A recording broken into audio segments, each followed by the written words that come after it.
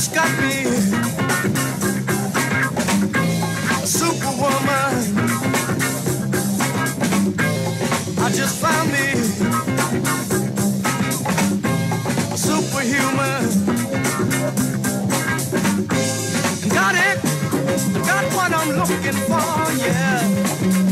And I'm so glad that I just don't have to look no more. Free, the skies above, yeah. And every day is heaven, living with my love. I just got me a superwoman. And I just found me a superhuman.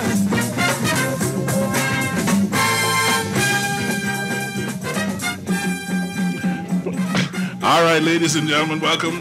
Yes, you are tuned into the Political Review with Quincy Parker. But today, our last show of the year, it's a special show. We're going to have a bit of fun. We're having a good time. Superwoman, bringing us in, beginning of the end. We are going to talk a little later in the show with the great Raphael Ray-Munnings, who has, over the last few years, become somewhat of a good friend of mine, and I'm looking forward to that conversation. He is a star, as you know, and a good and sweet man in his own right. And the show today is, we're going to step aside from our usual review of the week that was in politics and indulge in a bit of conversation, a conversation that I've wanted to have for a while, and I think you'll enjoy it. And of course, we look forward to getting your text messages. You can text us at 422-4796. You can also hit me up on Facebook or on Twitter. If we're connected on IG, you can message me on IG as well. But I'm excited to have with us today the United Kingdom's High Commissioner to the Bahamas since August of 2022, Mr. Tom Hartley. I'm going to give you a little bit of insight into Tom's background. He studied economics at Cambridge, and he worked for the Ministry of Defense and then the Home Office, the infamous Home Office, in London. And he was a private secretary to two successive national security ministers. That's a... how, if you know the UK civil service or our own, you know that those are incredibly high profile and very big deal jobs.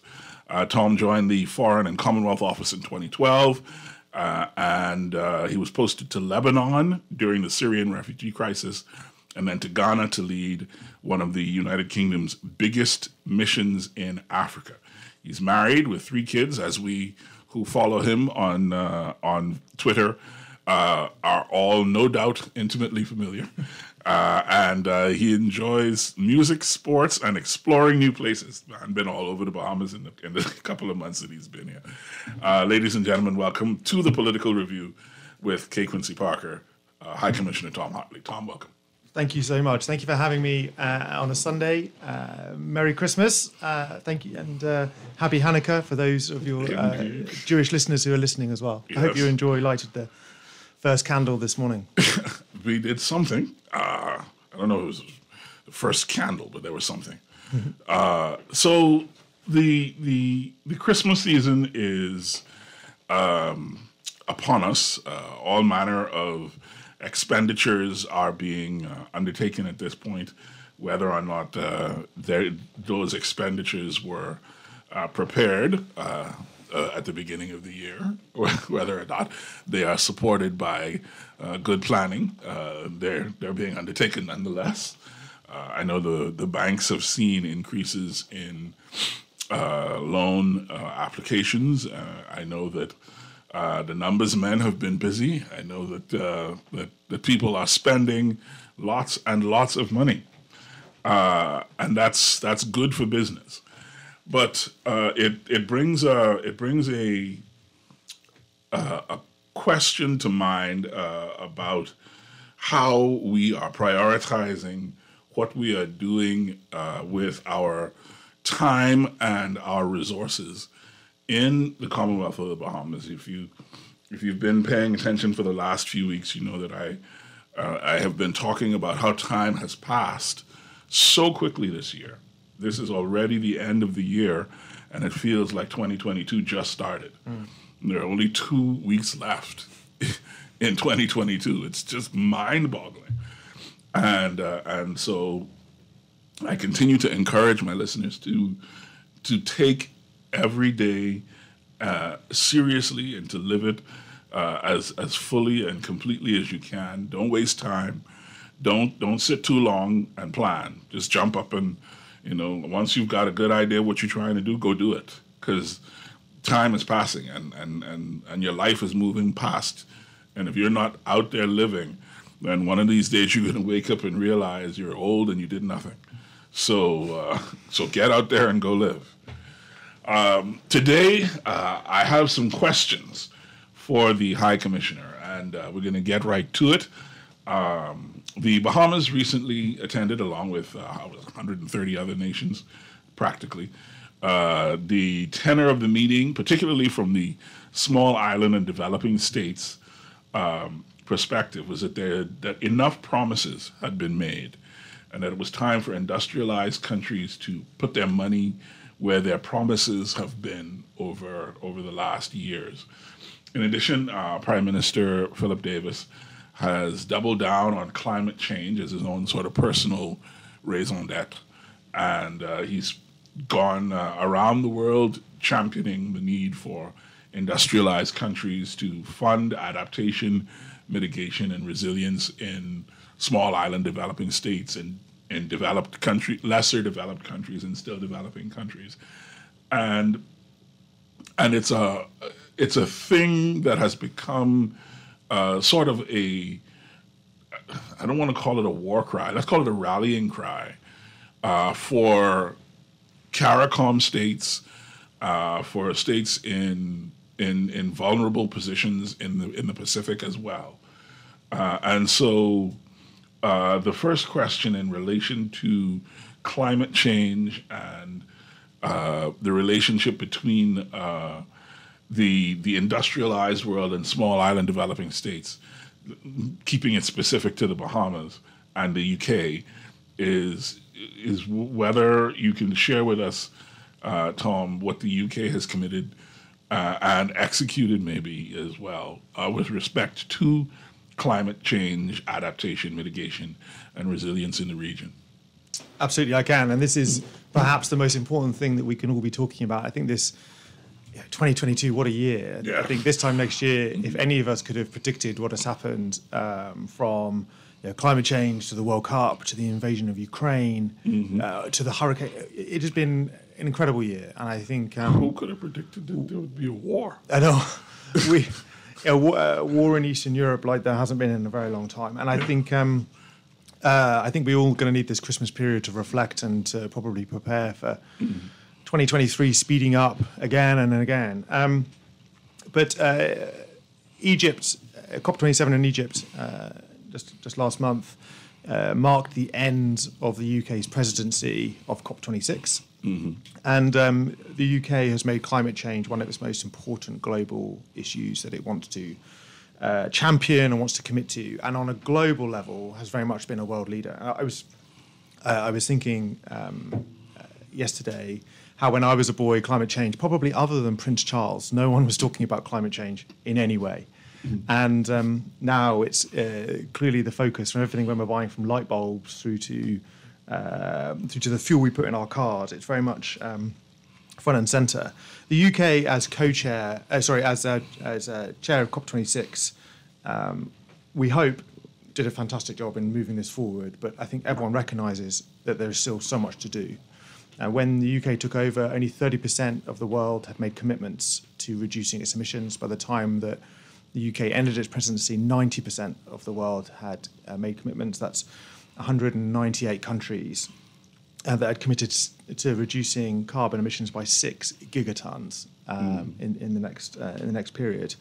As COP26 presidents, we also finalised the rule book that allowed carbon trading, which might be something we want to talk about for the Bahamas. That was finalised on the UK's watch And for adaptation funding at the global level, by 2025, it will be double what it was in 2019, mostly in thanks to the UK's leadership at COP26.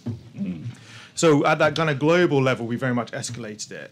I think what the UK has shown as a nation as well is that it's very much possible to adapt whilst also reducing climate change emissions. Since 1990, the UK economy has grown by 75%, 76%. And over that time, in that 32 years, the UK economy has reduced its emissions by nearly 50%. So our economy has grown whilst we emit less. And that's the technical conversation that we're having with countries like the Bahamas. Although I should always say it's a two-way conversation. But when I know you're pressing me to come to a precise point. No. But there's two things I want to say that the UK has done with for and with the Bahamas. One is access to funding. And the UK has many things in common with the Bahamas, one of which, often forgotten, is that we're both island states. And the UK co-chairs with Belize the Association of Small Islands. So thank you very much, the Association of Small Island States. And it's that group, it's the UK that is championing access to finance for small island states like the Bahamas. It is the UK that is trying to change the rule book that is that's guarded in Paris on who can access development funding, and it's the UK that's championing that difference. That's number one. The second is that we've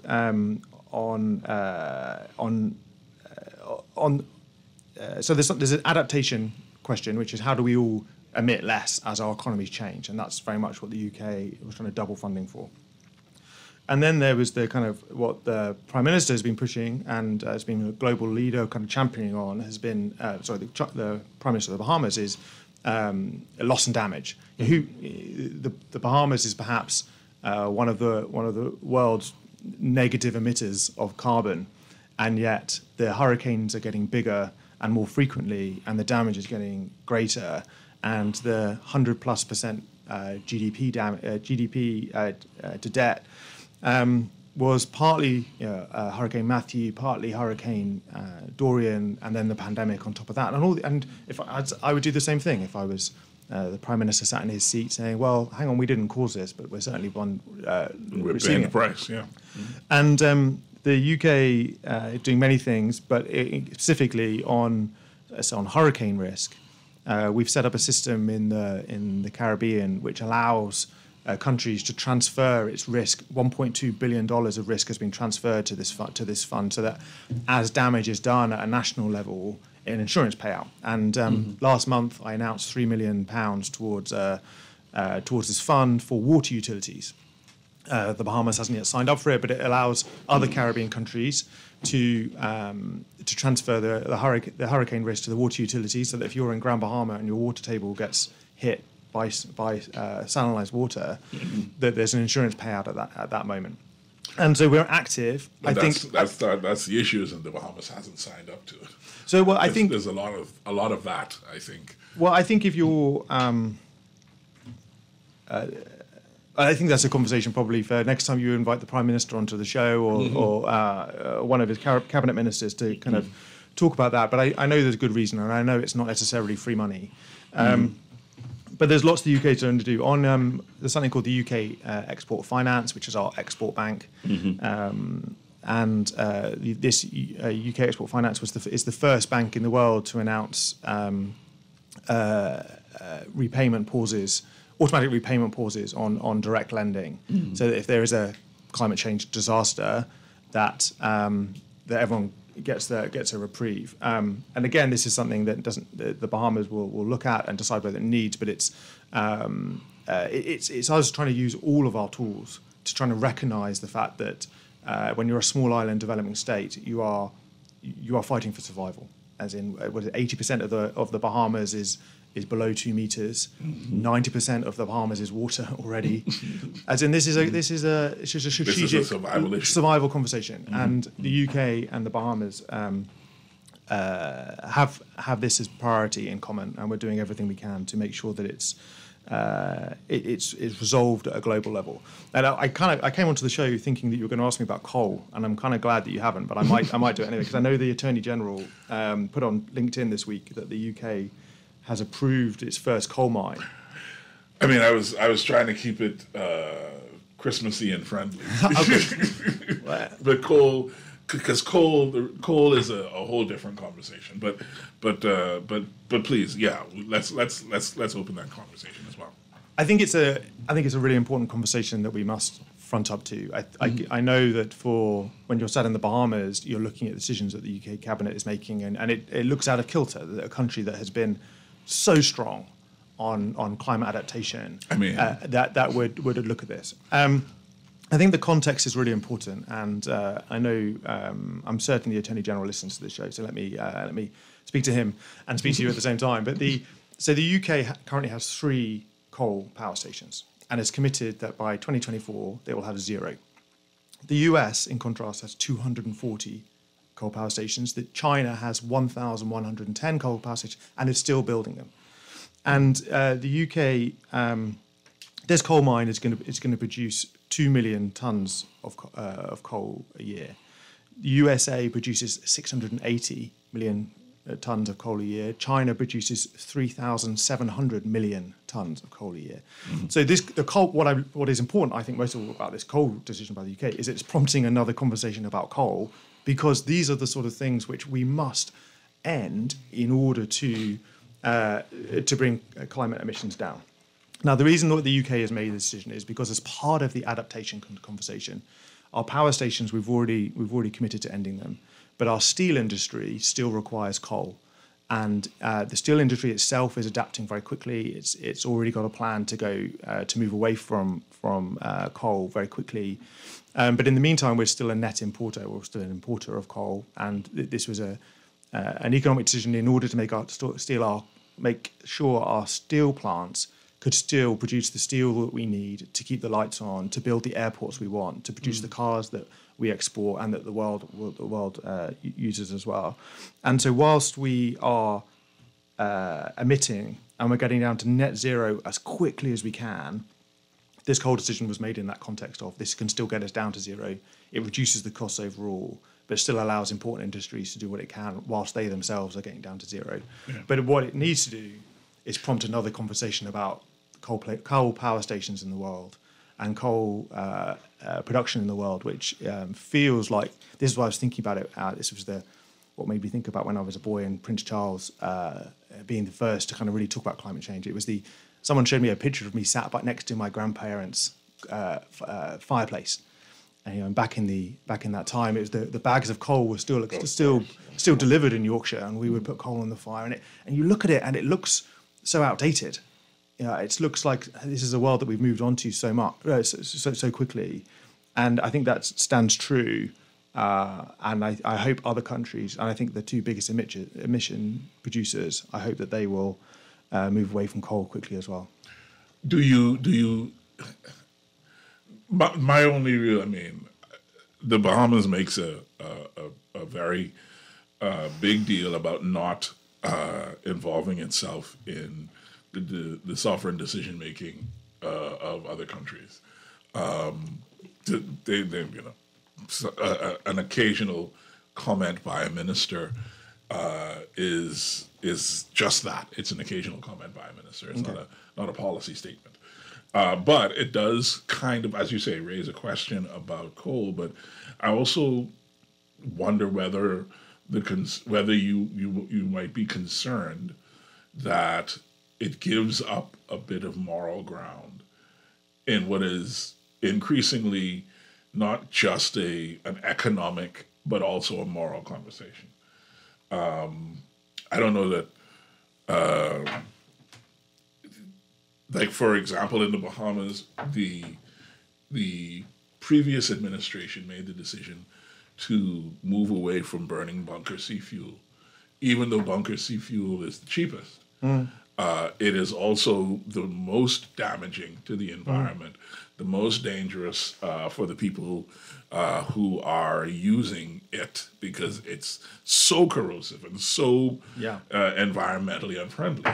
So is this what's burned at Clifton? They've moved away from burning bunker C. They were using AFO,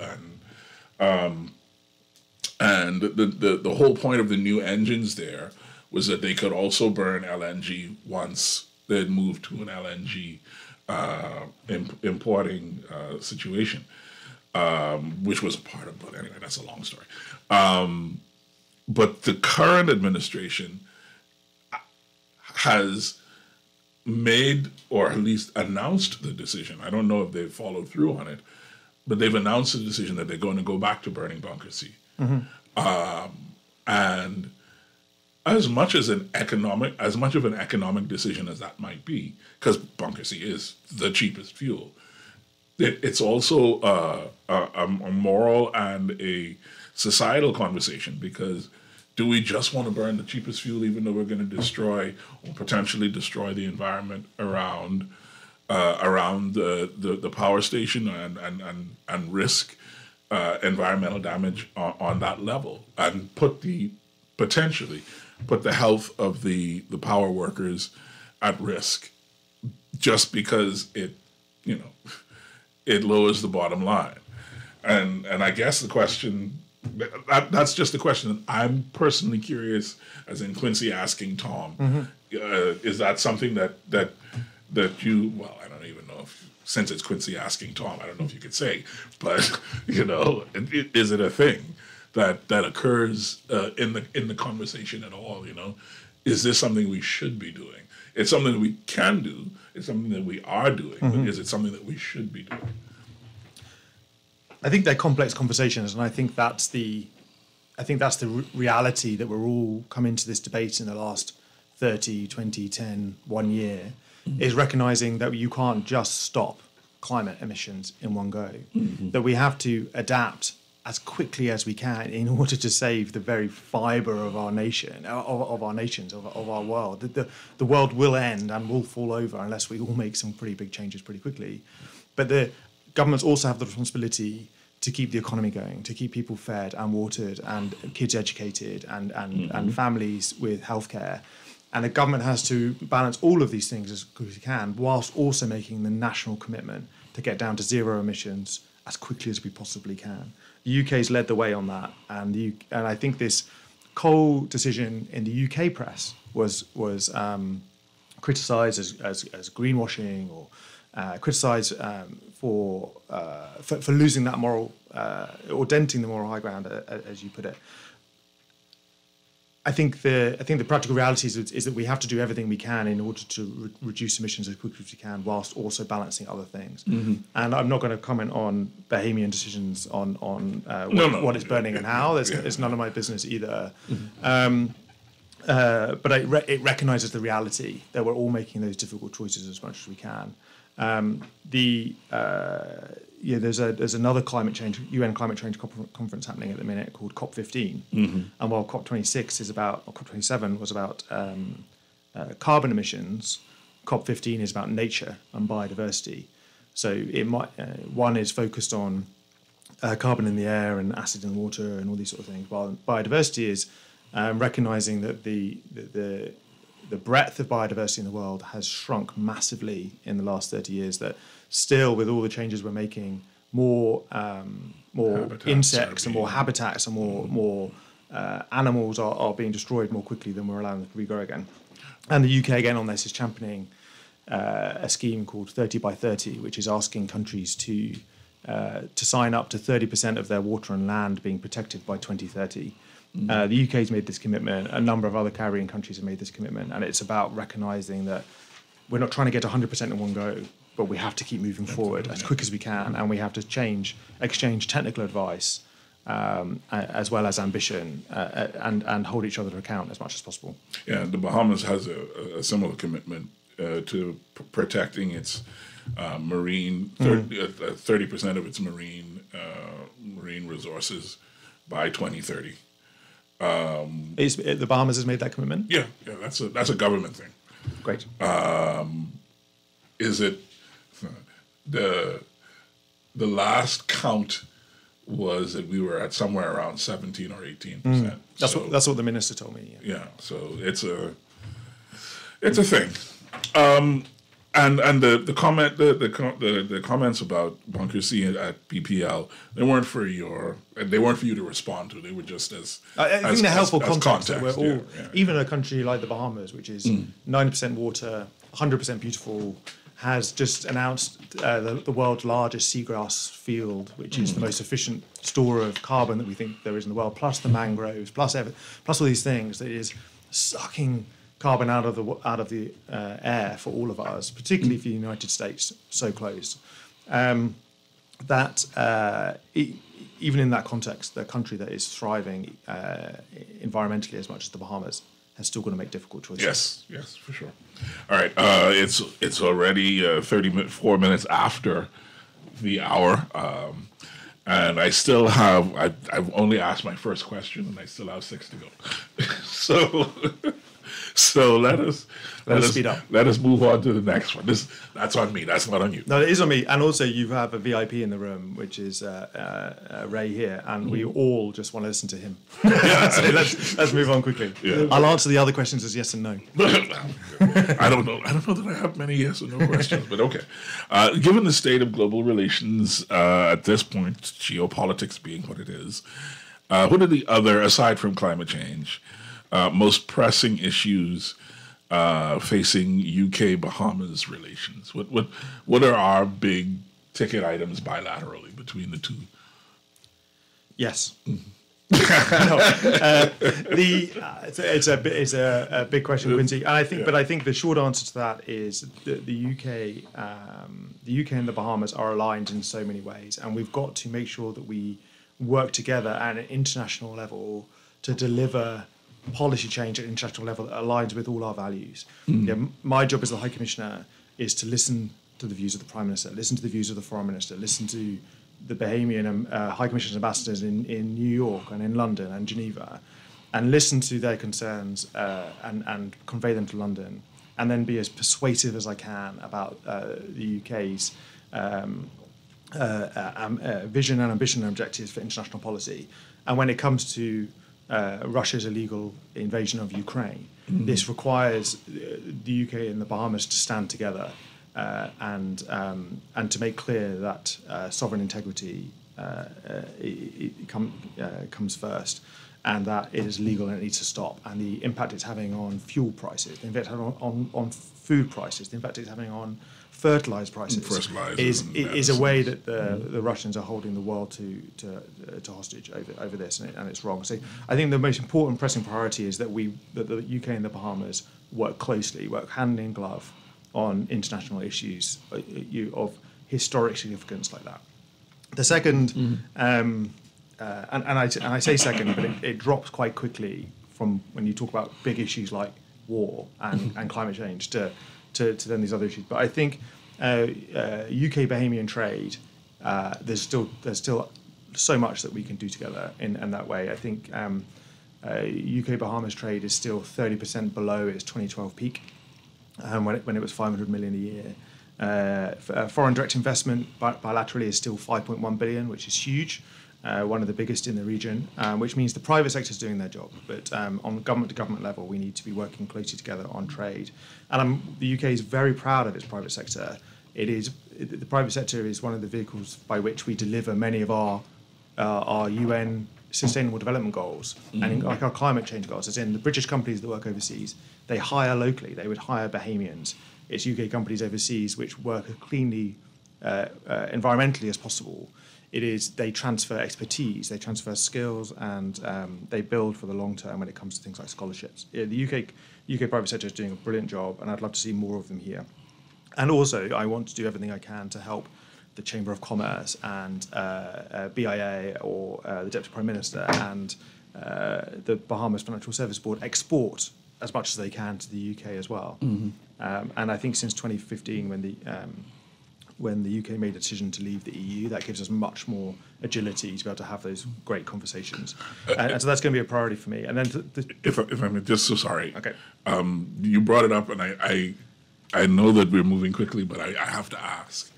The UK leaving the EU, and since you brought up the Financial Services Board, what the blacklisting, graylisting, et cetera, the idea of trade between the two of us, and particularly trade in services, means financial services, insurance, and those sorts of things. Is is that too complicated a question to ask in the 20 minutes that we have left before we talk to Ray, or can you address that? I can address that very quickly and say the UK and EU make separate decisions now. That the EU's decision to grey list the Bahamas is not something the UK agreed with. We did not grey list the Bahamas earlier this year. And in fact, we are working as close as we can in order to strengthen financial services at that kind of regional cooperation level.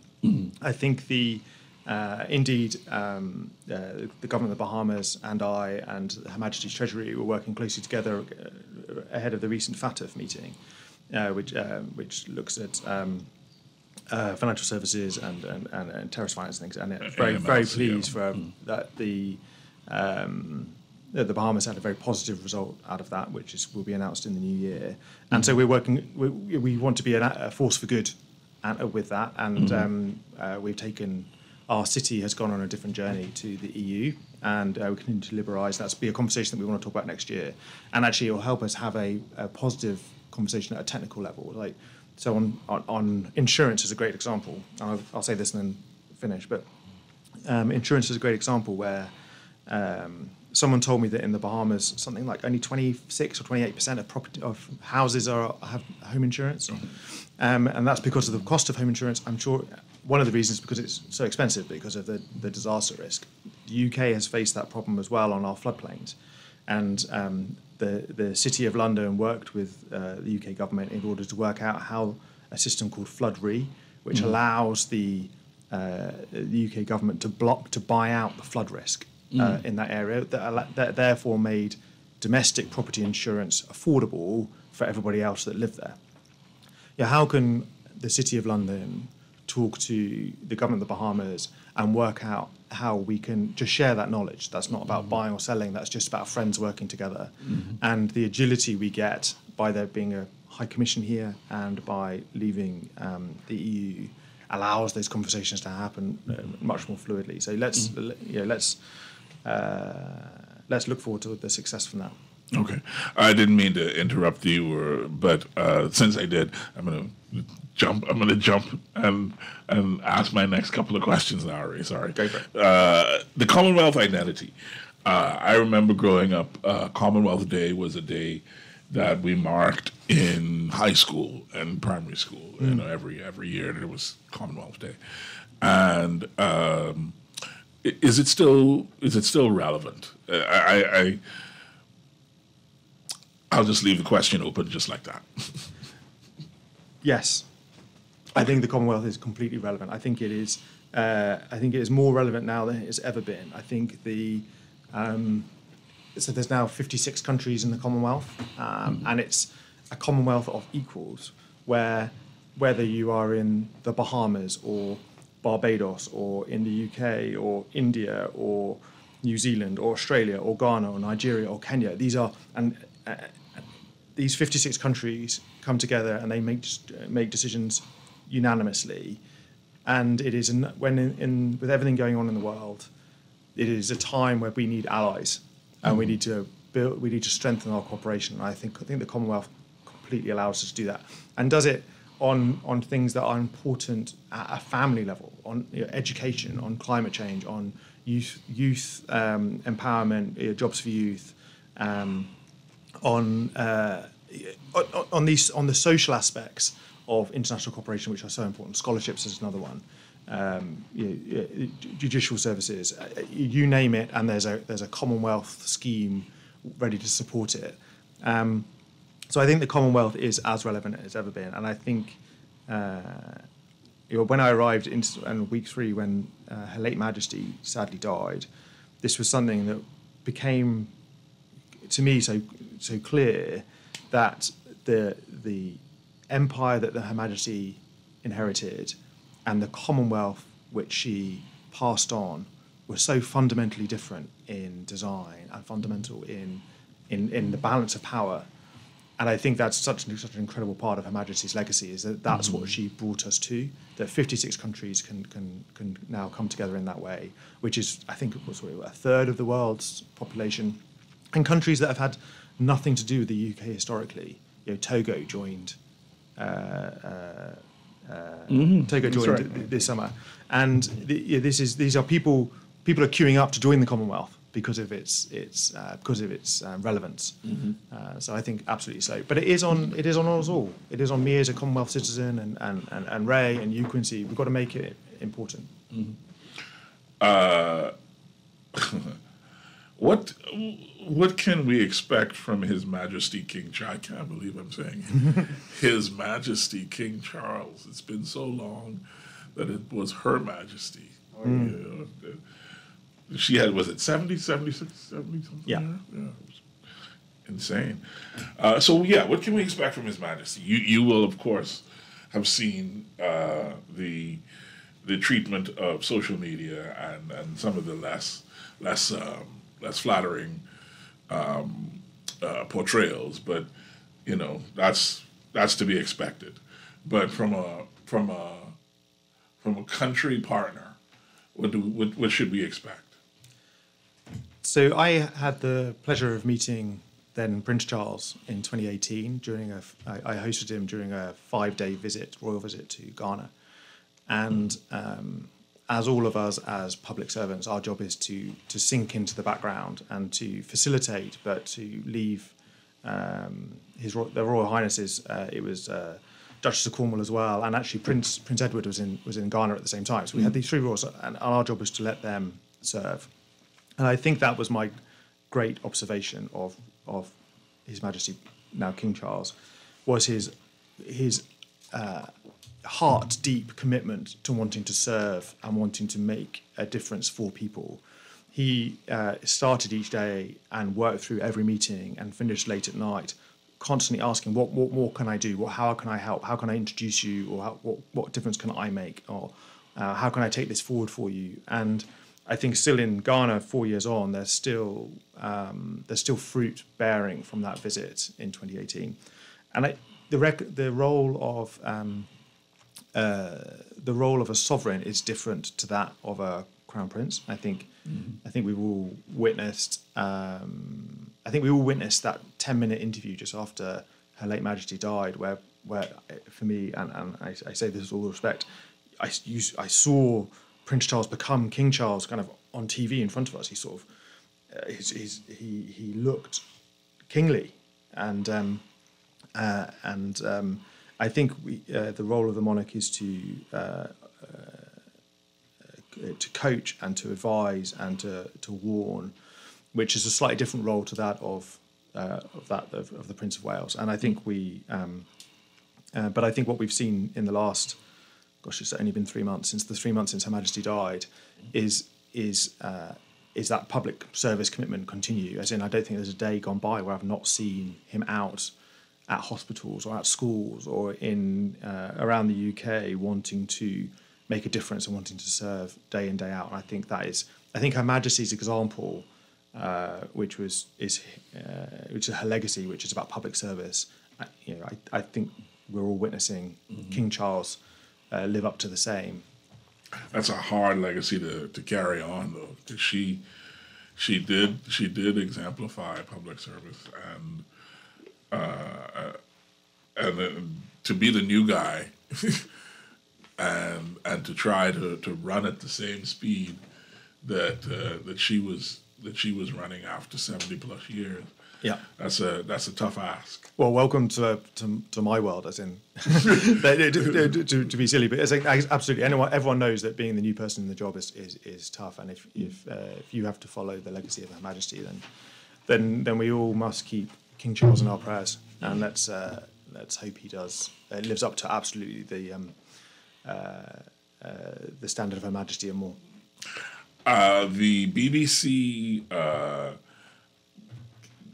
One of my favorite podcasts is Friday Night Comedy from BBC, and I love. There's a couple of shows that I particularly love.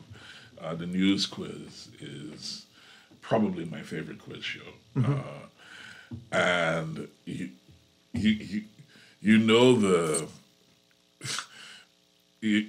the absolute picnic they had with Liz Truss and. Yep. The head of lettuce and all of that, right? So the question is, How does that and the apparent instability, the upheaval, the combustion at number 10 Downing affect the bilateral relations, particularly between the UK and the Bahamas, but maybe broadly speaking as well? So I think there's much to celebrate from the last year in British politics, and I think one of them, which I might try and squeeze out of that those few weeks, will be the strength of the UK's parliamentary democracy. And the UK citizens, we don't elect a prime minister, we elect an MP, and the MP form a party, and the party chooses a prime minister. And the Conservative Party, chose a new leader during that period. So I and my colleagues worked very closely with Liz Truss when she was Foreign Secretary, and so when she became Prime Minister, we knew her well, and we knew what her foreign policy priorities would be. In fact, I worked with her closely as well when she was Trade Secretary before that, back in Ghana. And my job, so one of the distinctions between the UK and the Bahamas is that almost every single one of the UK ambassadors are career diplomats. And so we don't change. We're not political appointees. We are appointed by Her Majesty and the Prime Minister, and we stay in post during those times. And that is part of the civil service's role in providing that consistency and constitutional continuity when the leaders change. In that the role of the civil service is there to provide that stability in that relationship. Rishi Sunak was our Chancellor of Exchequer. Now he's Prime Minister. His role previously was not as Foreign Secretary, but as Chancellor, was to work much more on the financial side, but on issues such as the G7. He was absolutely front and centre in the G7 conferences this year. And so, although absolutely he's announced a revision or a new look at the UK's premier foreign policy document on our national security strategy, he's announced that we will look at that again, and that the review's going on now. But the fundamentals of the UK system in its commitment to climate change, its commitment to supporting Ukraine, and after the illegal invasion by Russia, and these fundamentals kind of remain true, and that's I think that's again another one of the positives to take from this year. Okay. So the last two questions I can sort of roll up into one. The UK has been, London in particular, has been a destination of choice for not just the Bahamas, but the Caribbean, and also this hemisphere as one of the European cultural centers. It's a center for fashion. It's a center for art. It's a center for all manner of things. As an avid reader of high fantasy and that sort of thing, like Bernard Cornwell, his novels about 12th century Londinium, etc., are also kind of fun. But there's a scope to a place like London that it's almost magnetic, right? And a country like the Bahamas, we have an incredibly vibrant culture. Our culture is rich with music and storytelling and art and a visual kind of vitality outside of the personal culture, which is built around community, right? The Bahamian culture is a community culture. I wonder what you would say, like the relationship between the Bahamas and the UK is when you view things through that cultural lens.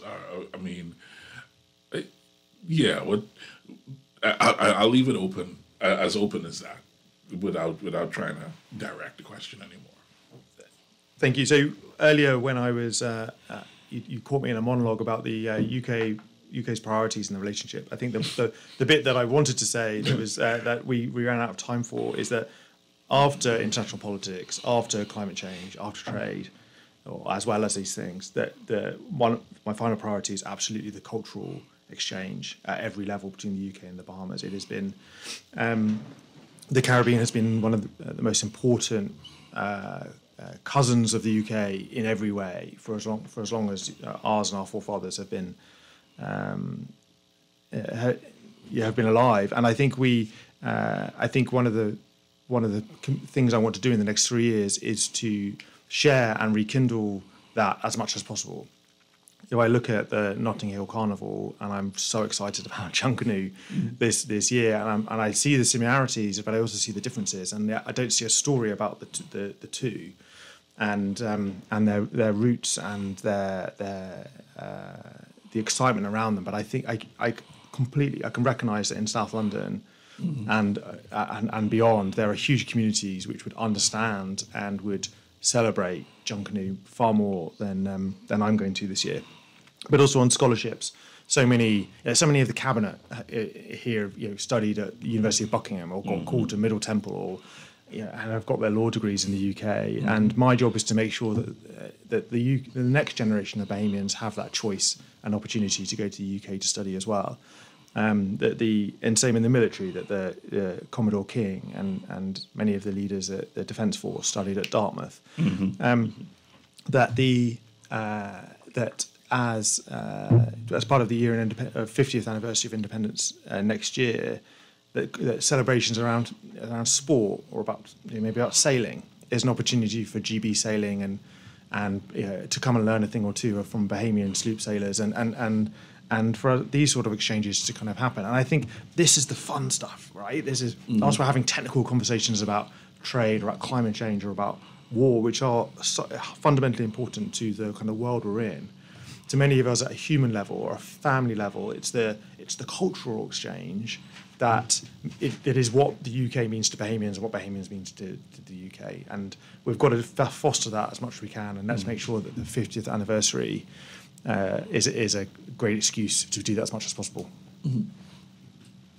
Well, thank you very much, gentlemen. This is my first time speaking, but I was listening and learning a lot.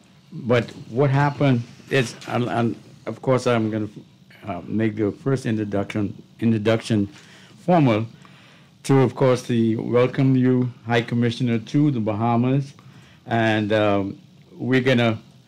I see you have a lot to talk about, because as you were speaking, you said something that perked my interest right away. You're talking about export. A lot of Bahamians and still haven't realized that. I'm sorry, Ray. The producer's yelling at me. We need to take a break. Can we pick right up? Yeah, of course. We'll pick up right there when we come back. I'm used to that. All right, folks. I'm so sorry, man. That's my problem for speaking too much. I apologize, Ray. No. All right. So we're listening to you're tuned into the Political Review with K. Quincy Parker. We just had a wonderful conversation with His Excellency, the High Commissioner from the United Kingdom to the Bahamas, Tom Hartley. And the next voice you hear after our break will be Raphael Ray Funky Nassau Munnings, who is a great friend of the show and who we're excited to have in the studio. So we'll take a short break and we'll be right back on the Political Review with K. Quincy Parker.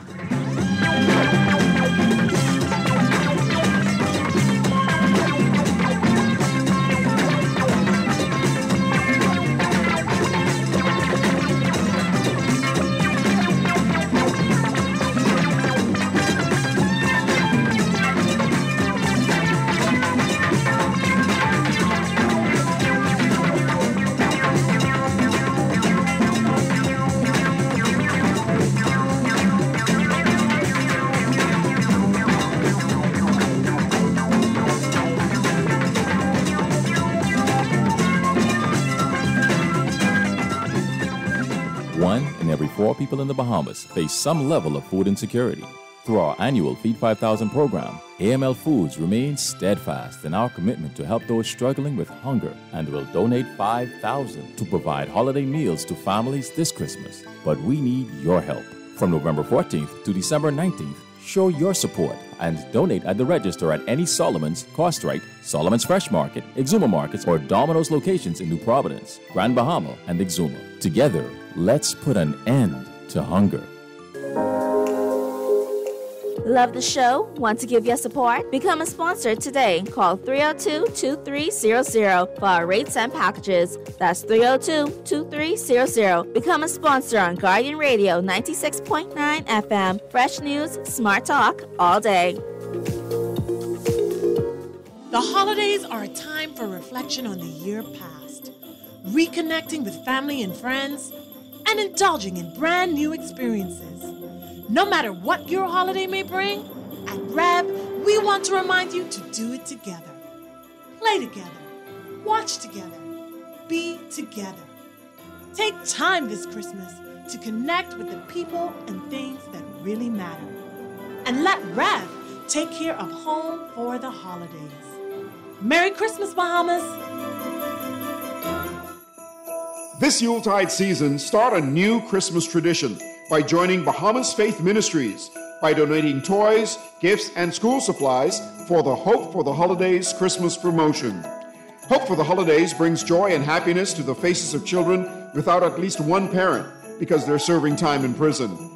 This Christmas, give hope for the holidays and let the children of incarcerated parents experience a real Christmas. They open presents, eat a meal, and spend time making new Christmas memories.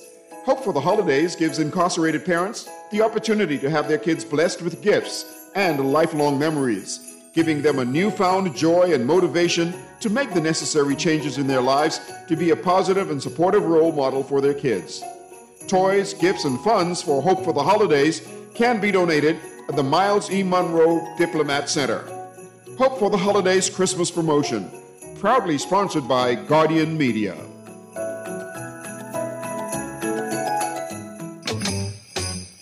This is Dwight Strawn with Morning Blend. On behalf of the crew and my co-hosts, I wish you all a very Merry Christmas and an incredibly blessed and prosperous New Year.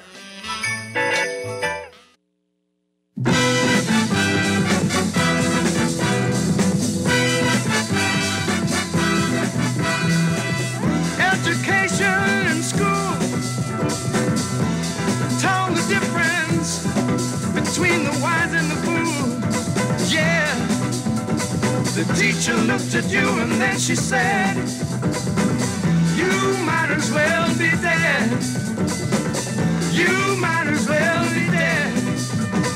Find your head, that's what the teacher said. Find it, baby. Look in the mirror. In the deeper sea, look in the water. Is it there, baby, baby, baby? Whoa, yeah. Why do we express ourselves? You got to do it, express yourself. Go find your head, teacher said. Go find it, baby. Look in the water, in the deeper sea. Look in the mirror. Is it there? Oh, baby.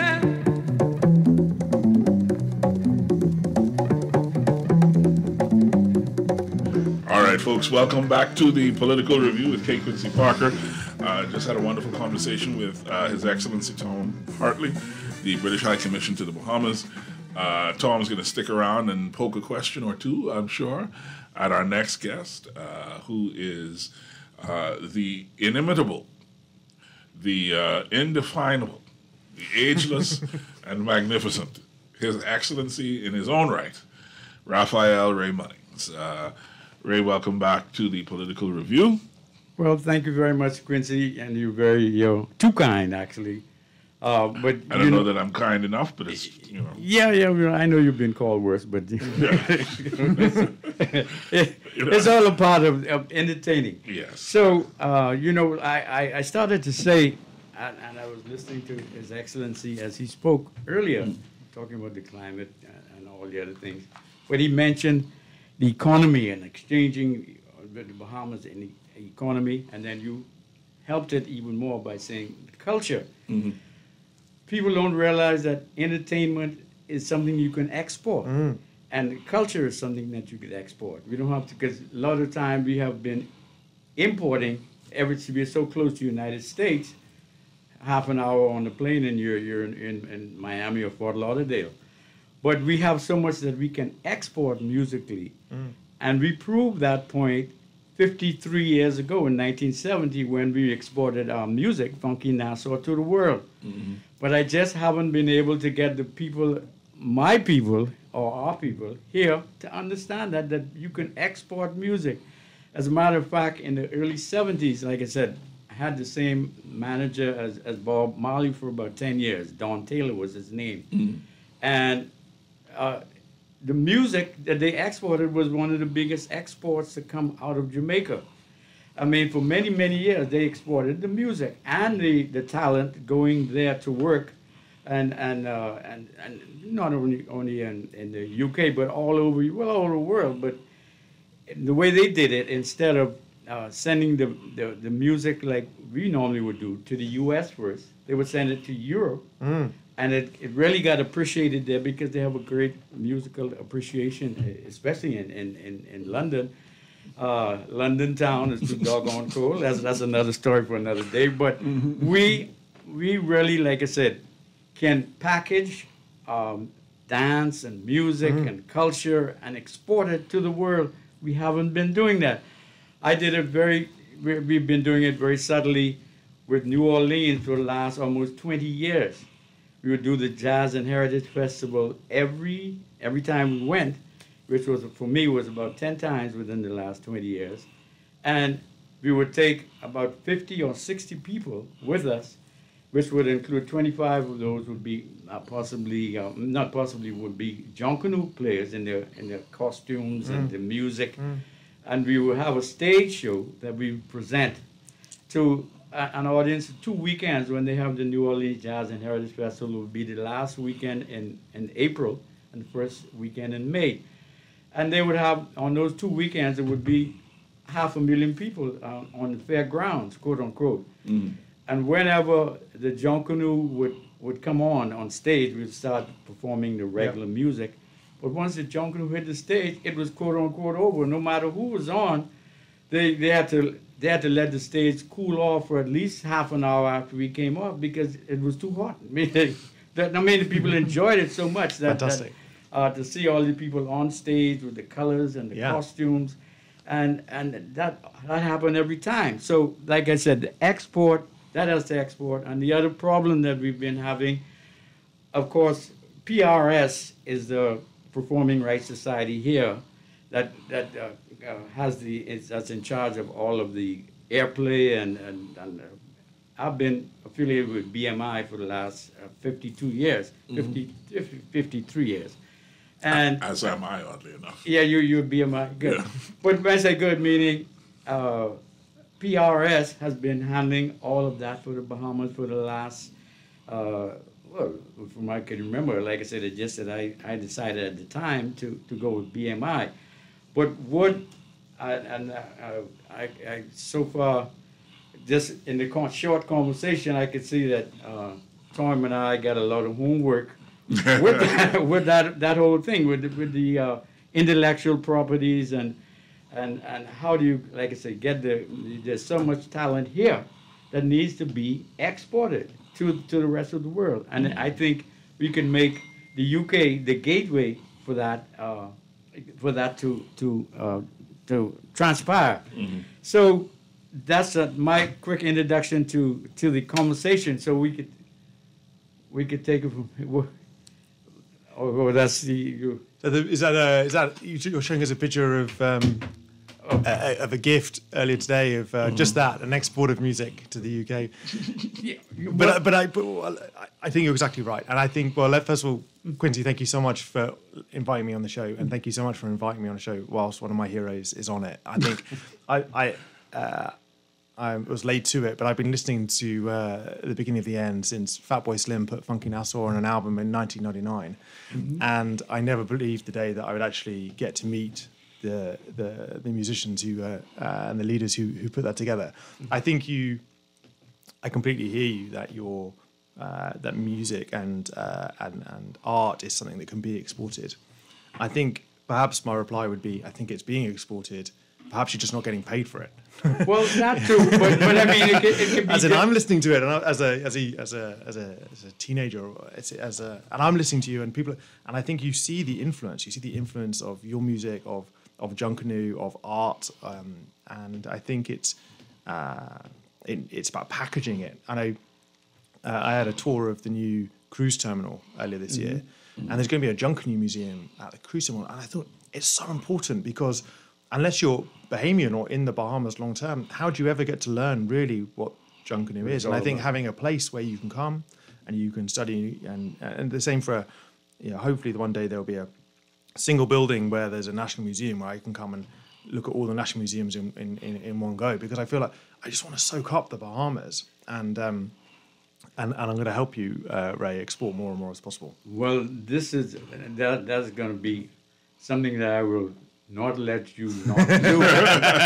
And normally we would say, "Can I get an amen up in here?" Yeah, amen. We can have it. We can have it. So, but no, I'm serious. Like I said, not only that, the legal side of the entertainment too has been a big problem. Meaning, like I said, with the intellectual properties and collecting, blah blah blah, and getting the people out there, because, like I said, you got people like a Bob Marley and really, like I said, his music. I mean, he came with the full total package, of course. And Chris Blackwell, who was also like a silent manager for him. Don Taylor, as you know, like I said, was his main manager for his whole professional career. But we now, like I say, with a person like you, I'm going to really say that we need help here in the Bahamas, because there's so much talent that it's not our market is so small here. It's no point being a big fish in a small pond when you could be a big fish in a big pond. Yeah. The world is the market for entertainment and music, and now with especially the internet, you can market your product to a certain extent yourself, meaning the musicians and the entertainers and the dancers and all those other things that we have. But so we really need help with that. Like I said, we don't need to get into details of how we're going to do it. If you made a commitment, I'm going to, he took a picture of it when you said it. So. We'll do more. I think, so we were speaking off the air about, I asked where you recorded the album, the first album, and you said it was some of it in Miami. Right. And which makes a lot of sense with all being so close and all the kind of technical skills there. But I had been told by someone that a lot of the albums in the 70s had been recorded in Andros or... No. Well, when they say that, they meant like Joseph Spence. That's the real traditional music, the rake and scrape, and the old, like I say, folk music of the Bahamas. Spirituals. At that time. But the music, like I said, when we went there in 1970, I borrowed $2,000 from my uncle, because I said, we had this song that we had rehearsed for 6 months without going out, almost without leaving the room. As a matter of fact, it was recorded at my father's club. Just as you get down the hill here where the bank of Commonwealth Bank is, that is the actual location of, quote-unquote, the Cat and Fiddle nightclub. This my father owned. And I tell people that I graduated from the University of the Cat and Fiddle. Wow. Meaning that because I had a first-hand knowledge, and in there, that's my father, we owned it. Right. You gotta give some context, man. People ain't. Okay. So the nightclub scene in the Bahamas, when the Cat and the Fiddle was the Cat and the Fiddle. Yeah. I want you to explain the nightclub scene to Tom for me, right? Oh, okay. Because this is why a certain generation of Bahamian musicians, in my view, had an international appeal and an international scope because of who used to come and do what in the clubs. So. Well, okay, sorry about that. But like I said, I normally call this part of my presentation, Tom, my recitation. I've said it so much like it just flows up. But the Cat and Fiddle nightclub was a place where, like I said, my father would bring in everyone from Count Basie to Nat King Cole to Jerry Butler, Aretha Franklin, James Brown, you name it. All those people came, and I had a chance to meet them one-on-one at those places. And so the entertain, this, of course, as you know, this portion of the island is called Over the Hill. So this was, his idea was to bring the entertainment where the people are, instead of leaving it on Bay Street or Paradise Island wasn't even Paradise Island at the time, it was Hog Island. Wow. So that's taking inference from there. So the whole idea is that entertainment came, and one of the comical sides of it, the Cat and Fiddle could see in concert style, which it did for Harry Belafonte came one time, and Sidney Poitier was the MC for Harry Belafonte. So I'm not just name dropping. This is really what happened right at this. When you go down the hill here from the Guardian now, it's right on the circle right there. I mean, it used to be, because now it's completely gone. It's no more, and which is horrible. That should have never happened in this country, because that was the introduction where when people could actually learn. Well, it's strange that you asked about my brother Leroy. He was a part of the beginning of the end. There were three brothers, as you know. Leroy played guitar. Frank Bud Munnings played drums and sang, of course. Myself, I played keyboards and sang and wrote and read all that other stuff. And Fred Henfield was the bass player. Yeah. The two horns were Neville Sampson, who was originally from Trinidad, but he adopted the Bahamas as his home, and of course my cousin Ralph Munnings, who played tenor saxophone. So you got in the right key to it, and B minor. So the whole musical thing that, like I said, they got Hubert Laws actually came to the Bahamas at that same club as a guitarist with Benny King. When he came there, my father heard him and found out that he played alto and tenor sax and flute, as well as the guitar. So he asked Hubert Laws to please stay and work with the Cat and Fiddle Orchestra, which was about 12 pieces at that time, and to teach my brother Leroy the guitar and my other cousin Ralph the alto saxophone. And that's what he did. So that's where they got their training. That's why I call it a university. It wasn't just a nightclub. Yeah. Because so many of the musicians got their start there, or they're able to be exposed to that type of quality of entertainment that they couldn't jump on a plane and go to Florida or New York just to see that. But he would bring the entertainment to the people here in the Bahamas. And that was the mecca of entertainment at that time. So, like I said, there's so much history right in that spot because it's completely gone. There's no way you could know that was the Cat and Fiddle, but that was the place. Like I said, I also had a very strong political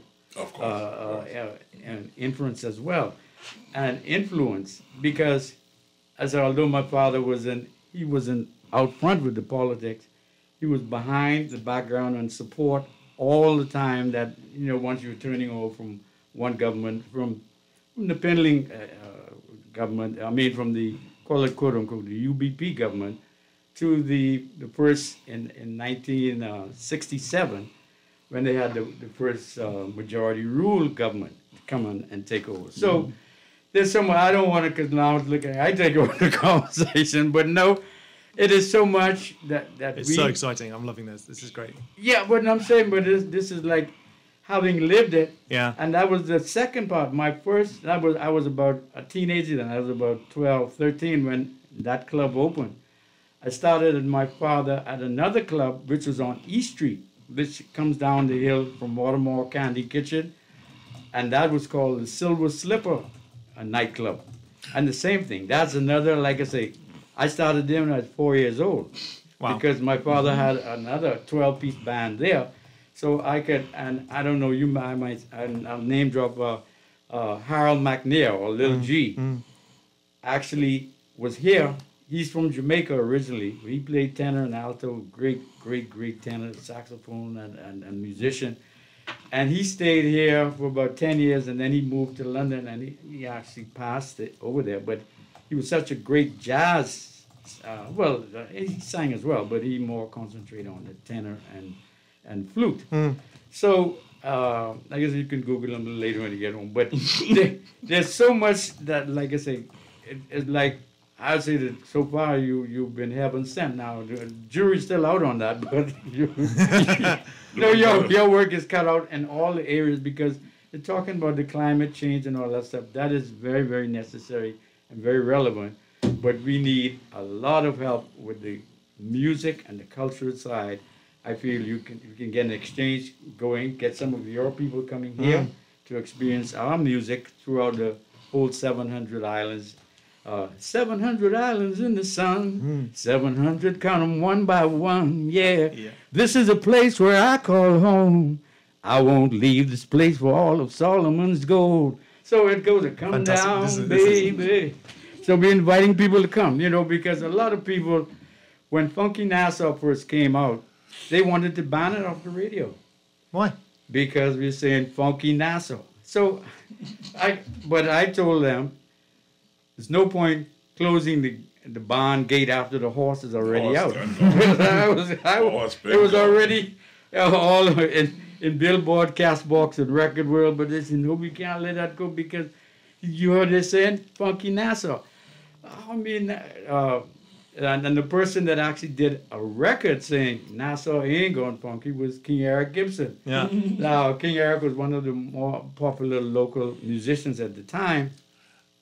And they were fighting too. What was it like in Nassau when you were playing these songs and in the clubs? They must have just this was been incredible. This was before independent. Yeah. When we first came out, like I say, the beginning of the end, yeah. In 1970 actually is when it was first released here. We tricked the Bahamian public. What we did was, Funky Nassau was the A side. Yeah. And we put a song originally done by Carla Thomas called Gee Whiz It's Christmas. Hello there, Merry Christmas. How you been? I'm sure you heard that. But so what happened was, and that took on, but we added a Junkanoo twist to the music. I mean, we played it in the Junkanoo feel. And so once the people heard that, the locals, everybody, I mean, in 2 weeks, we sold about 5,000 45s at the time. Wow. Locally. And of course, a lot of tourists would buy a copy and take it with them.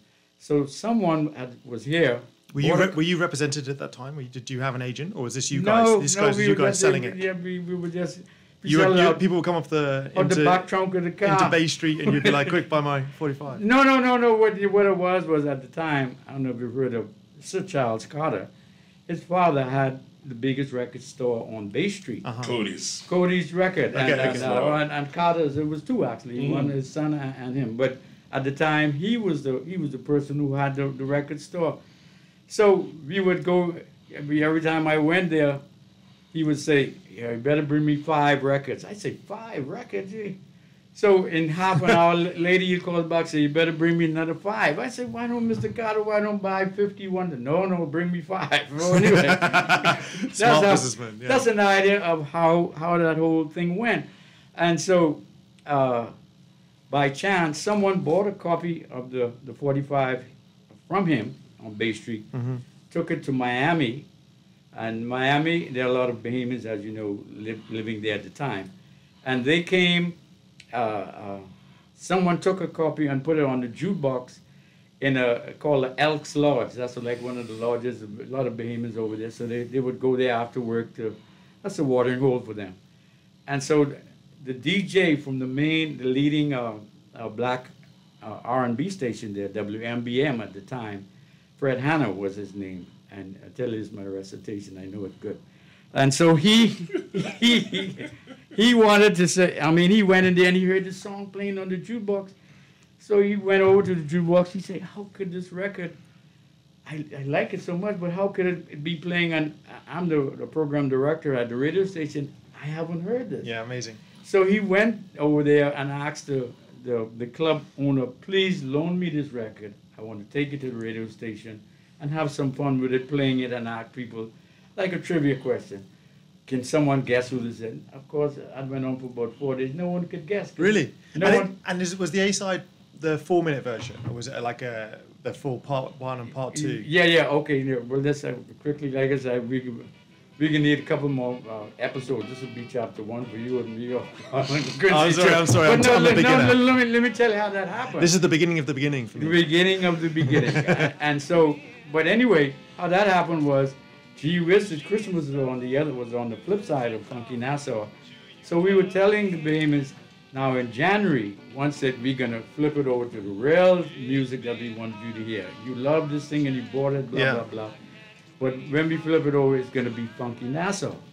So once we started to play Funky Nassau, people forgot all about it. And of course, you couldn't play Christian music after the second week in January anyway, on the local radio station there, ZNS as we call it. And so once Henry Stone, who was Alston Records in Miami, he was the biggest distributor there. Fred Hanna was one of his disc jockeys on his payroll. So he would go every Friday, and he took this record to Henry. Henry liked it. I mean, he said, "Wow, okay, can I meet these guys?" So they came to Nassau, him and Henry Stone and 1 or 2 of his other people from Tone Distributors in Miami. And so he said, well, please, we'd like to sign you to the record, to our label, which was Alston Records. Betty Wright was on that label at the time, Timmy Thomas and all those out of Miami. But the beginning of the end, once I started playing, and it hit Cashbox, Record World, and all the other trade magazines. Within, it was released in Florida in March of 1971, and by July, it had sold 1 million copies. No. In the United States. That's it. I mean, and when no one. Still don't know. They don't know if I'm walking on the street. They don't know my name is Raphael Bunnings and I recorded that song. I mean, this is worldwide. People heard the song and it was a mono record. It wasn't even stereo then, because all the radio stations in the United States, that part of the United States in the world, were mono. They weren't stereo. So anyway, like I said, this is where I go. This is really exciting. I love this. Well, like something. Well, I'm writing the book now, so we work on that. But I can't wait to read that. Before I came here, when I knew I was being posted, I picked up a Miami DJ called Henry Stone. Henry Stone? Yeah. That was the first person we signed with. Really? He wasn't a DJ. He was a distributor, a record distributor. There you go. He was the first one to put it out. So he had this compilation album a couple of years ago that Superwoman was on, and I just love the fact I'm still just picking up your music as I go along, and there's just so much heritage there. And I grew up. I was a DJ when I was a young boy, and I used to love that, going to a record store and still flicking through, looking for the vinyl, trying to find what you wanted to play, and then someone tipping you off. And this was the sort of music I listened to. It was house music, but it was called funky house, and it was the trumpets and the vocals and the big drums and rhythms was what I played, and it was Masters at Work in New York, or a lot of the kind of later on it was the disco house kind of crossover scene that a lot of this sort of stuff kind of came through as almost like a second time round. Right. And I used to be up many a night kind of playing this stuff, and I'm just so excited that this is my best Christmas present I've had. So thank you so much. This is great. Excellent. But I just love the stories of it, because you're describing it, and you're describing the people who are playing it and the kind of how they learn. And I'm glad to hear that you went to a music university in your father's place, because I couldn't believe it. it was just one generation old. It was too good. I'm glad it took a couple of generations for this to get learned and played and schooled through, because it's good. But this is my same feeling about Junkanoo, is that there's lots of heritage and lots of history, but this story still needs to be told, and it's the same. It's the drums that build up and the rhythm, and this is as the cowbell's going, and then the toms, and then the big bass drum. This is techno music. This is Berlin. This is Carl Cox. This is big stuff. And then when the trumpets pour in, this is the musical cloud clearing, and this trumpet's going bum bum bum bum bum bum. And this story needs to be out there as well. This is what the world's listening to, and all of this is. This is why Junkanoo this Christmas is going to be a highlight for me. This is going to be so good. I think you may have. Okay, so firstly, we got to take a break in 30 seconds. But before we go to the break, sorry, Wally, Vitamalt. Yep. You're going to need to stock up on Vitamalt. Okay. Before Junkanoo, for a couple of days, you have to eat a lot of conch fritters and conch salad. Get some energy in you from the conch. Carbo load. And then the night before, switch from Vitamalt to Guinness. And like Dr. Quincy. I'm trying to tell him how to make it true. Yeah. Dr. Quincy MD telling us. I lie, Wally? Exactly. Wally say I lie. Wally is our producer. Okay. All right, so we'll take a short break, folks, and we'll come right back on the political review. We have half an hour left. I still haven't asked my first question to Ray Munnings, but that's we have to have part two. That's how the jam goes, right? So we'll be right back here on the political review with K. Quincy Parker. We're hanging out with Tom Hartley and Ray Munnings, and come back on the other side of this break. It's been a long, long time. I can't explain how you crossed my mind. I guess it's just to say, gee whiz, it's Christmas. On Bayshore there'll be a party, and everybody's going. I know it's gonna be a lot of fun. No, it won't be snowing. It's been a long, long time since we had a real good time. I guess it's just to say, gee whiz, it's Christmas.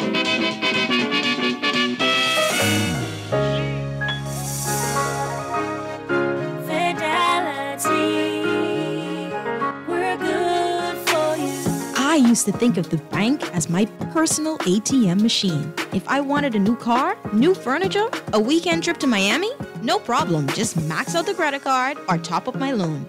I was a big baller until I realized that 75% of my salary was going to pay back all those loans. Fidelity's personal financial coaching was the best solution. Fidelity gave me a plan with a debt consolidation loan that has a built-in savings that pays 5% interest. I now only have one low monthly payment, plus money in my pocket. Give Fidelity Bank a call at 356-7764 in Nassau or 352-6676 in Freeport. Visit any of Fidelity's locations or visit a website at fidelitygroup.com.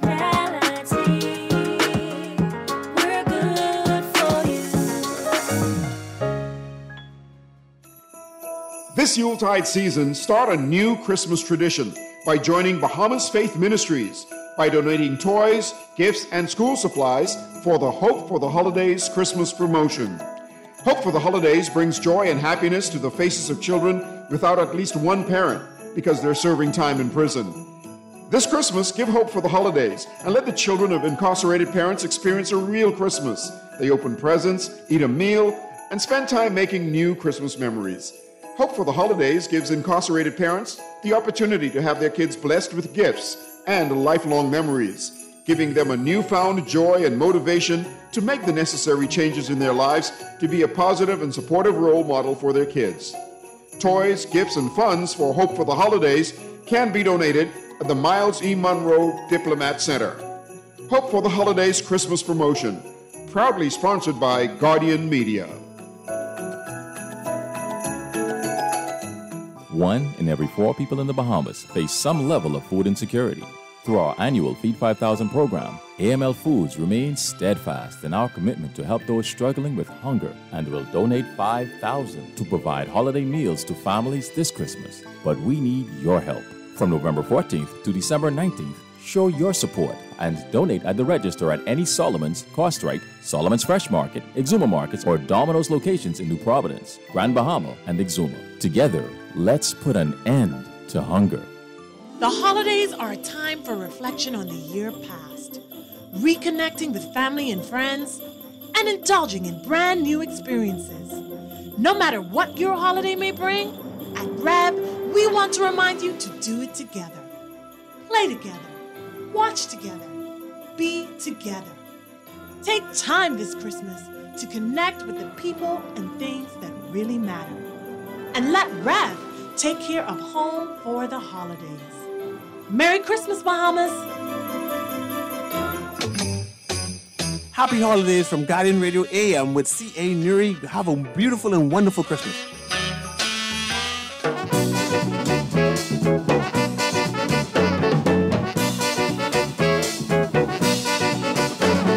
Nassau's gone funky. Nassau's gone soul.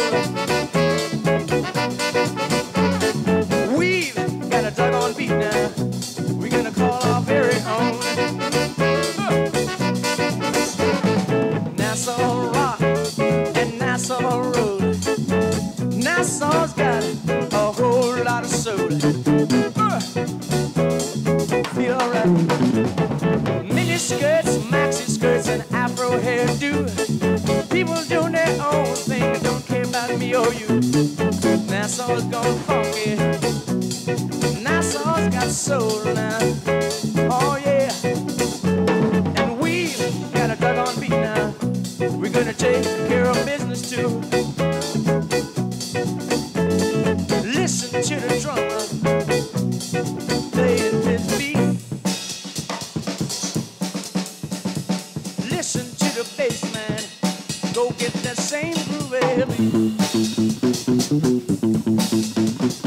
Listen to the guitar, give that soul some tune. Yeah, good. The horn gonna bring it on home to you. Ain't it funky now?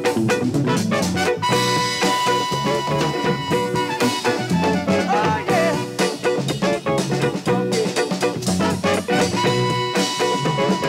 Funky Nassau. Listen good. New York, you know, has got a whole lot of soul. Good God. London town is too doggone cold. Yeah. Nassau got sunshine, and this you all know. Yeah. But we've gone funky, and we got some soul too. All right. Let's know. Funky Nassau, funky Nassau, funky Nassau. Welcome back, ladies and gentlemen, to the Political Review. My name is K. Quincy Parker. This is my last show for the year, and I decided I was going to go out with a bang. I was going to have a grand old time. I'm doing what I want to do today. So, the first part of my show today, I was talking with a diplomat, a gentleman, and a scholar, Tom Hartley, who's the British High Commissioner to the Bahamas. And to close out the show today and to close out the year on the Political Review, my friend Raphael Ray Munnings, who you know the song that that was just playing. What is it we call it, Raphael? The Beast That Wouldn't Die. The Beast That Wouldn't Die. I've changed the name from Funky Nassau because it keeps reinventing itself. Every 3 or 4 years, someone else Someone samples it. It's so easy. It's so easy to sample. You're not even sample. I mean, actually record the whole really? thing. Like you know, what's the name? Candy Delfer. She's got a version. Roy has got a version. And back in 1971, Herbie Mann did the first cover of it. in a very, very slow jazz. I said, what is this tempo here? Do, do, do, do, do, do, do. No. I mean, slow it right down. It must have been warped. Your head, you must have thought it was on 33. Yeah, exactly, because that was a 45. And so, but the thing is that, and he had Greg Allman playing guitar on there. I mean, the music actually came, like I said, when I got out of high school. And also, I have so much notes here. We can't get to them today. But you said you were in Ghana. Mm-hmm. Right over there where that Cat and Fiddle Club was. The Cat and Fiddle was an open-air outdoor arena. When I said it was a club, and that's where you could get 25 people seated in there for a show. And so what happened was my father built a club right next to it, and he built it and called it the Ghana Room. Yeah. Now, he called it the Ghana Room because Ghana had just gotten their independence, and he was very proud of that. So he called the club the Ghana Room. And when I graduated from high school at St. John's College, they would call it. And so when I got out of high school, he gave me the Ghana Room.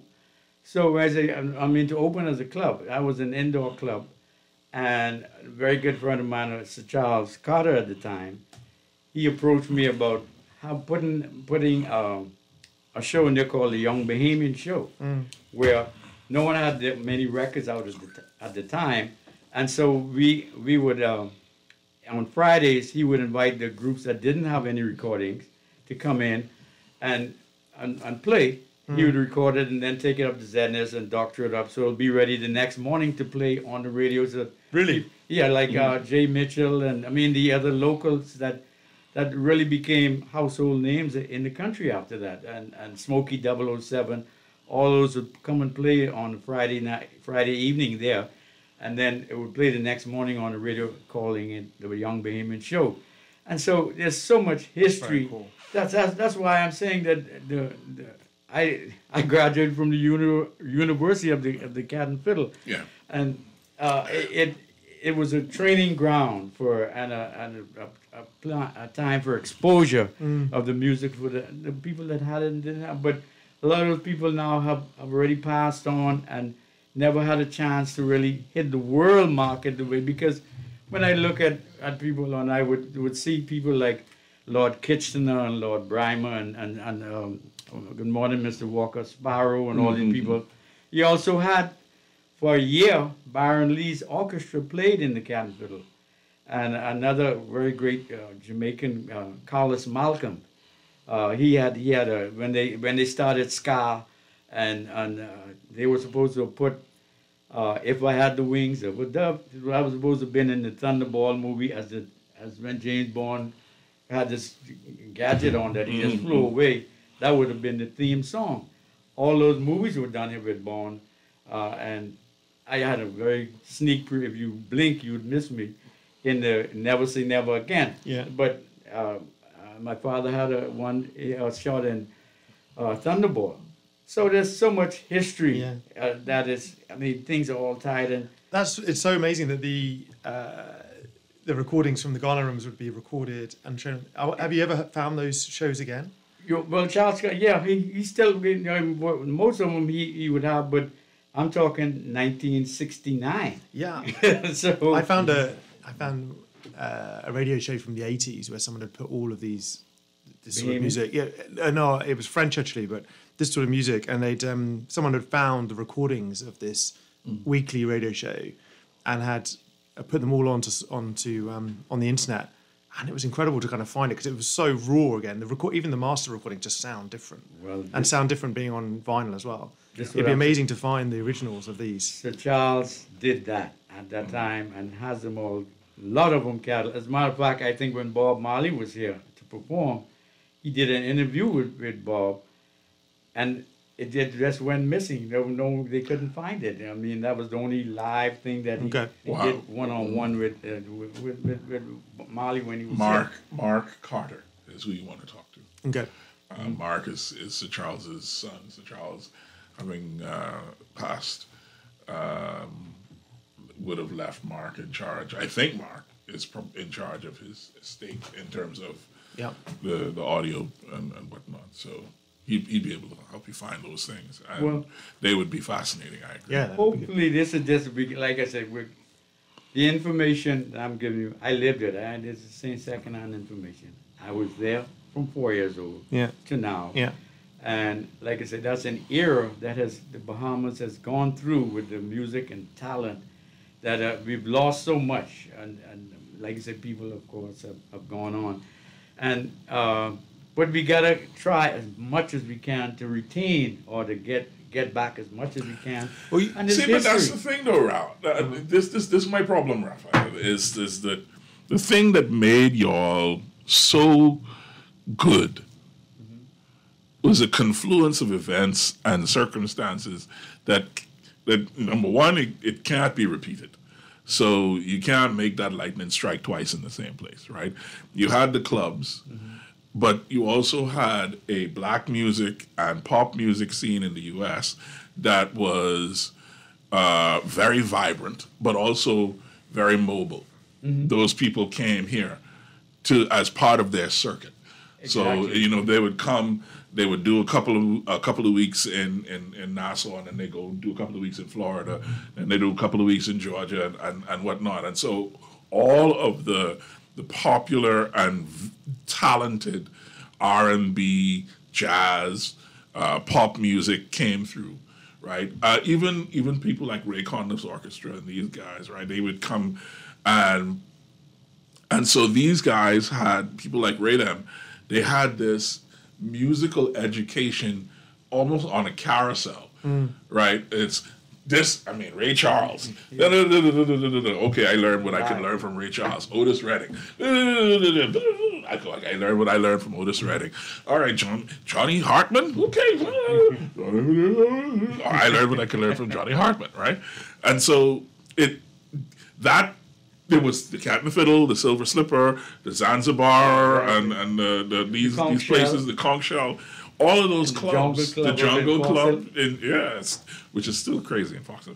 But that era is gone now. But that era produced people like you, T. Coakley and the rest of them fellas, King Harrison, these guys who were just so they're all.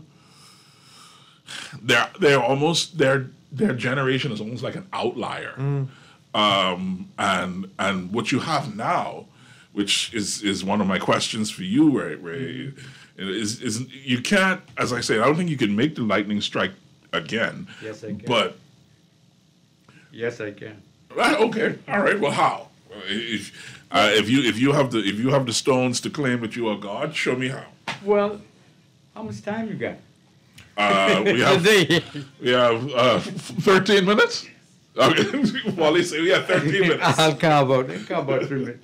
No, like you said, at the time, hands-on is always better than you like you say, you got the education from a university and up in Juilliard or something. That's necessary too. But when Nat King Cole performed at the Cat and Fiddle, I was about 13 or 14. I was sitting, actually they had to borrow the piano from my house to take to it because he wanted Baby Grand to play on the show. So they had to bring the piano from my house to put it on the stage at the Cat and Fiddle that he can, of course, tune it first. And so now I'm watching him, I say, no, I know that's my piano down there. So when he finished with that, I got carried back home. I'm able to play just like him. Of course, I did not. But the thing was, he actually played it. So I said, well, I can't wait to get it back home. So when I did get it back home, I didn't sound like that. But that was important. So I'm saying, like, hands-on is like a lot of the, and there's a lot of great talent here, and because of how easy it is to the bedroom recording studio, everyone has got their own recording studio set. right here. Yeah, that's what I'm saying. Like, that they could just put it together, and that is good too, and it works in some cases. But we went, like I said, we borrowed $2,000, went to Criteria in Miami. When we went in there, the Bee Gees were coming out. Aretha Franklin was scheduled for that night, and she was just pause. I want people to hear what you are saying. But this is real. No. Just pause though. Okay. Don't talk. Let it sit for 10 seconds. Let people understand. You said the Bee Gees. Yes. And Criteria. Aretha Franklin. Yeah. Okay. So just give me a second. Okay. Because I want people to go back through their mind and realize when you say the Bee Gees, you mean like the Bee Gees. The Bee, yes. Yeah, like the Bee Gees, the Bee Gees. Yeah, Yeah, right. And when you say Aretha Franklin, you mean like Aretha, like Aretha Franklin. Aretha Franklin. Yeah, right. Well, So Aretha Franklin also performed at the Cat and Fiddle many this times. is my point. My point is you are making your way as a young musician, and you are rubbing shoulders with people who are on the path to legendhood. Exactly. And you yourself, as Tom would say, are on the path to legendhood yourself. And exactly. You see what I'm saying? Well, this is what I'm saying because, like I said, it's my recitation. But the day at Criteria in the recording, we only had $2,000 had to buy us 6 round-trip tickets to Miami because there were 6 members in the group. The price then was $27 per person round trip to go to Miami. We only had $2,000 total. We had to buy 5,000 copies of the 45s, and so the $2,000. My uncle who loaned us the money, Uncle Percy Bunnings, and we paid him back in 2 weeks. I said, Uncle P, here's the $2,000 back that you. I said, what percentage of this record would you like to retain? He said, oh, once I get my money back, I don't care what y'all do. Okay? I say, I'll be here tomorrow with the paper to sign it, please. The next day I was there with the document. And so, but like I said, after we finished recording that day, I didn't know until about 6 months after that, the owner of Criteria at the time, Mark Emmerman, he came in and because he heard me, he said, I like that. I think you got something there. He said, please give me permission to let Jerry Wexler hear this because Jerry Wexler was coming in as a producer for Aretha Franklin that night. Oh yeah. He said, please give me permission to let him hear it. And so later on, I found Tom, out. you know who Jerry Wexler is? No. Oh, okay. Well, Jerry Wexler was the chief person at Atlantic Records at the time. Okay. So anyway, he came in and he let Jerry Wexler hear it. So when Jerry and Henry Stone were very good friends, so later Henry told me that he told Jerry, well, you missed a good one and he said he could kick himself every time because he was offered that same record the day we recorded it in Criteria because he was there that night with Aretha Franklin. And so fast forward, that was Atlantic Records. About 3 months earlier, we were down in Andros at the Chickchani Hotel on Fresh Creek. Mm-hmm. And Mick Jagger was down there on a 3-mast schooner, he and Bianca. They were just, and I found out later, Trudeau and Barbara Streisand were also in the audience. So we were rehearsing and getting a sound check over there. And so I saw this little guy coming on, dancing around. So I went over to him. I said, excuse me, sir, when we're rehearsing, we don't allow anyone in the room. You're going to have to leave and come back tonight. It's $2 each, $2 for you and $2 for your girlfriend. So that'll be $4 to get in. So he said, okay, mate. And he walked off quite calm. So that night when we were on stage performing, my brother Roy came over and said, and that's Mick Jagger over there. I said, who? Well, he said, see him right there? I said, I know that's the man I run today. I tell him he got to come out, leave the cup. So of course I was very embarrassed. I went over to him afterwards. I apologized. I said, Mick, I'm sorry. So he said, okay, you can come over. So we're on the 3-mast schooner over there at the Lighthouse Club. You can come over and have breakfast tomorrow and we'll talk a little bit.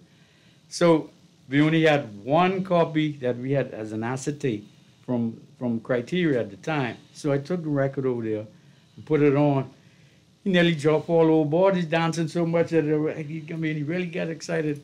So he said, please loan him the record to take back to London. He signed with Atlantic Records, and he don't want to see if they're interested. So I said, Atlantic Records again? So I said, no. Mick, I'm sorry, I can't loan it because this is the only one we have. And this wherever we go, this start the party, and that's how we get to eat and drink. Because everybody, it starts a party, and when we're gone from there. A month later, we were on Atlantic Records through Henry's affiliation with Jerry Wexler. And from then to now, although it was on Alston Records, it was Henry's personal record label, distributed by ATCO, Atlantic Records. So, and that started the whole thing right there in Andros with Mick and Criteria in Miami with Henry Stone. And quote unquote, the rest is history. That was before Casey and the Sunshine Band, before Why Can't We Live Together, Timmy Thomas, Let's Straighten It Out, before What You Won't Do for Love. All those are Henry's artists that he personally managed and really when I say own, meaning he put their first big records out. So this is such a fabulous story. Like I said, now I'm just about completed now. So yeah, timing is good because we only got 2 minutes. Okay, no. That's only the tip of the iceberg. But I really hope that we can have some time to really like put this whole thing because we need help here in the Bahamas. I mean, the music industry and the musicians, that so much talent and so much material that has gone on. And I mean, well, we would say that we would call the bar, meaning like passing Paradise Island. That's as far as the music would get. And no matter how popular it got here, you can't sell any records. You can't make money from it. You can't go on the road and perform.